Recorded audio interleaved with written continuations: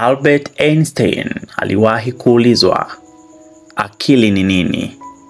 Akasema akili ni kile kilichobakia baada ya kuondoa yote uliofundishwa darasani.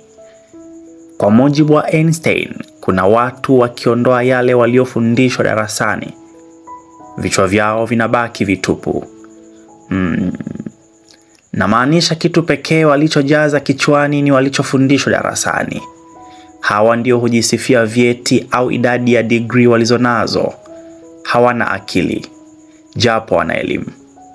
Einstein alisema hakuna uhusiano kati ya elimu na akili. Kuna watu wana elimu lakini hawana akili, na wengine wana akili lakini hawana elimu. Ni bora uwe na akili ukose elimu kuliko uwe na elimu ukose akili.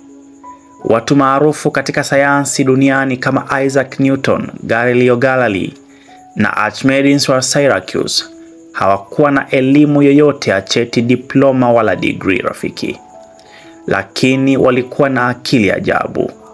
Ugunduzi wao mpaka leo unaiongoza dunia. Akili siku zote ndio kila kitu rafiki kuliko elimu, kwa sababu akili ndio ilibuni elimu. Yaani watu wenye akili walikaa wakaweka utaratibu wa mtu kukaa darasani na kujifunza kwa kipindi fulani, kisha apimwe kwa mtihani na tunukiwe cheti. Ubunifu huo ulifanywa na wenye akili. Kama huamini, jiulize, mtu wa kwanza kutunukiwa degree duniani alifundishwa na nani?